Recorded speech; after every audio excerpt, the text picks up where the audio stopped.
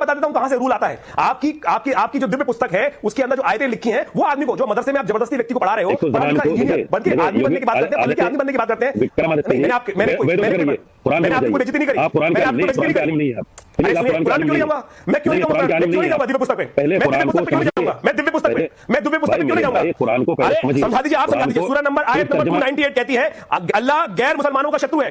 तर्जुमा मैं बता रहा हूं, आप ठीक करिए ना, या आपका तर्जुमा ठीक होना चाहिए। मुझे बताइए, सूरह आयत नंबर 385 कहती है कि इस्लाम के अलावा कोई भी धर्म मजहब स्वीकार नहीं किया जाएगा। सूरह आयत नंबर 8-12 कहती है कि इस्लाम को इंकार करने वालों के मन में खौफ, दिल में अल्लाह का खौफ भर दे, और मुसलमान तुम उनकी गर्दन पे वार करो, अंग अंग उनका काट दो। जब ऐसी बातें आप सिखाएंगे रोज मदरसों में, तो आदमी क्या करेगा? आदमी आप जो रोज यही सिखा रहे हैं, आयत सूरह नंबर लाइन है मेरे पास, मैं जितने बोलूंगा आप क्या किसी से क्लैरिफिकेशन करेंगे? आप मुझे बताइए, आज हिंदुस्तान में आप जो पढ़ाई करवा रहे हैं, यूएई में वो पढ़ाई नहीं कराई जा रही।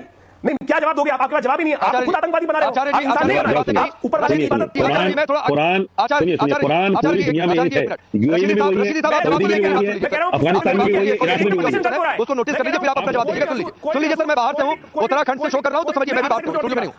रशीदी साहब, आप इनकी बातों का जवाब दीजिए। इस तरीके से हंस रहे थे ना सर, माफ करिएगा, जख्मों पर नमक छिड़क रहे थे।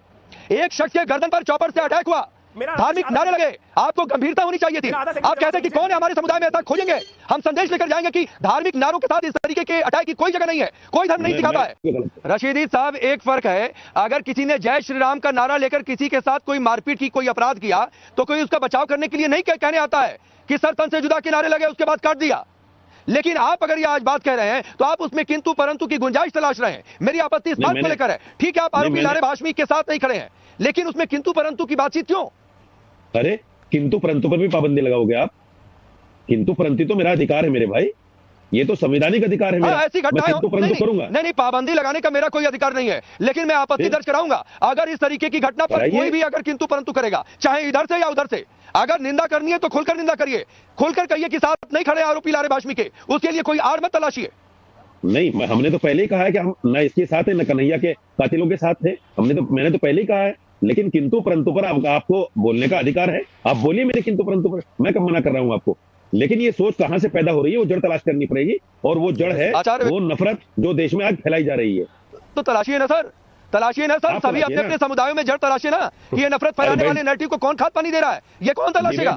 कौन तलाशेगा? रशीदी साहब, आप तलाशेंगे, आप डिबेट कर रहे हैं ना, आप तलाशिए, आप बताइए लोगों को कहां से आ रही है। आचार्य विक्रमादित्य जी, जय श्री राम के नारे लगाकर कोई अपराध करे, खुलकर आलोचना करते हैं, किंतु परंतु नहीं तलाशते। लेकिन अगर यहां पर है तो किंतु परंतु तलाशा जा रहा है। नहीं, सबसे पहले तो आज इतनी बड़ी घटना घटी, उसके लिए पूरे समाज को निंदा करनी चाहिए।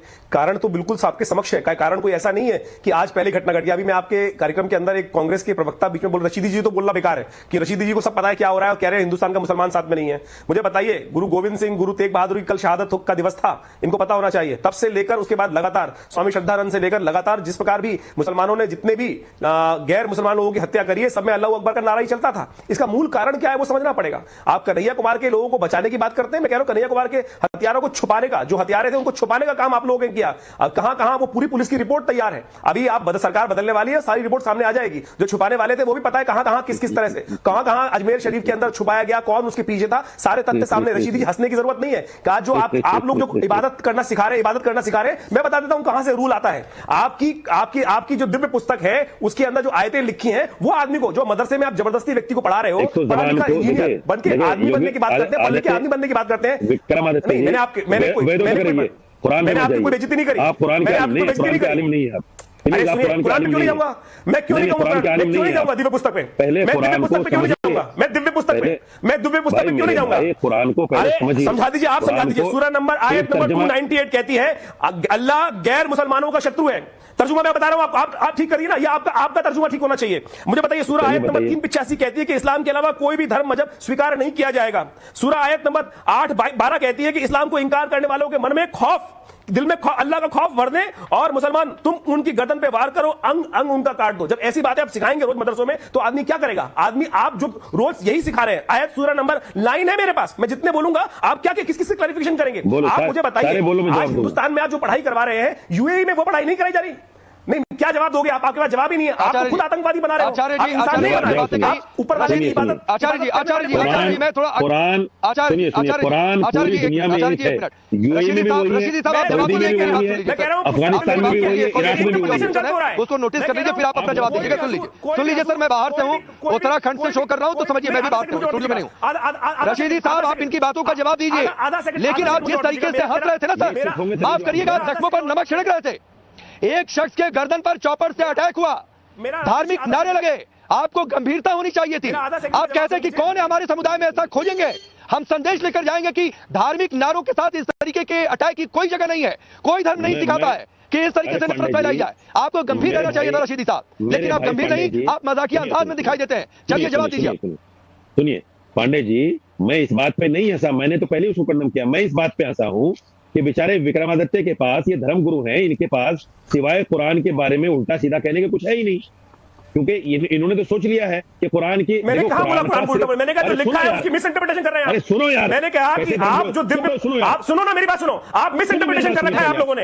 अगर यार की बात नहीं, मैं आपको याद नहीं हुई, आप यार की बात छोड़ दीजिए। यहाँ आदमी कत्ल करते चले जा रहे हैं, गर्दन पे गर्दन काटते चले जा रहे हैं आप लोग, मिस इंटरप्रिटेशन कर उसके बाद कह रहे हैं कि यार की बात, यहाँ पे आदमी आप गले में हाथ रखकर, आप गले में हाथ रखकर मोटरसाइकिल पे बिठा कर, आपको महाराष्ट्र की घटना याद है? आप दोस्ती के नाम पर खंजर भुगवा देते, मौका देते, रुक जाइए। आचार्य मेरी बात समझिए, एक मिनट। अभी सिर्फ रशीदी जी की आवाज ऑन एयर है। रशीदी जी, आपको लगता है कि अगर गलत, एक मिनट आचार्य जी, मैं हूं ना बीच में। रशीदी साहब, आपको लगता है कि गलत इंटरप्रेट किया, कुछ गलत कहा, आप उसे ठीक कर दीजिए। मैं कर रहा हूं, ये बोलने देंगे तभी ना। देखिए बात सुनिए, आपको जड़ का पता चल गया होगा। कुरान की आयतों का, मैं बता रहा हूं, कुरान की आयतों का गलत तर्जमा करके जिस तरह से हिंदू धर्मगुरु हिंदुओं को भड़काने की कोशिश कर रहे हैं, इसी तरह मुसलमान भी इससे कहीं ना कहीं भड़काव में आते हैं। तो इनको क्या पता कुरान की आयत कहां कब नाजिल हुई, क्यों नाजिल हुआ, इसका संदर्भ क्या है, इसके पीछे की कहानी क्या है, इनको क्या पता। इन्होंने खाली हिंदी में तर्जमा पढ़ लिया उसका। अरे मेरे भाई, कुरान को समझने के लिए ईमान चाहिए, आप नहीं समझ सकते उसको। आप सिर्फ उसका ट्रांसलेट पढ़ के उसका मतलब नहीं बता सकते। कर रहे हैं, उनका ईमान कहां गया भाई साहब? आप जो सीधी सादी बच्चों को मिस इंटरप्रिटेशन कर रहे हो। अरे सुनिए, भाई साहब, आप क्यों ऐसे लोग जिहादी बना रहे हो? जो लोगों को मदद करने के लिए आप तलवार दे देते हैं, आप मुझे बताइए ना क्या करवा रहे हैं भाई? ये क्या तरीका है धर्मगुरु का? ये धर्मगुरु होते हैं ऐसे भाई? तो यार तरीका, यहाँ आदमी मर रहे हैं, यहाँ आदमी लगातार मर जा रहे हैं, एक के बाद मैंने आप फिर वो पलट कर पाएंगे। अभी रुक जाइए, मैं आगे बढ़ता हूँ। ठोक दीजिए महाकाल का, ठोक लीजिए, जाना चाहिए।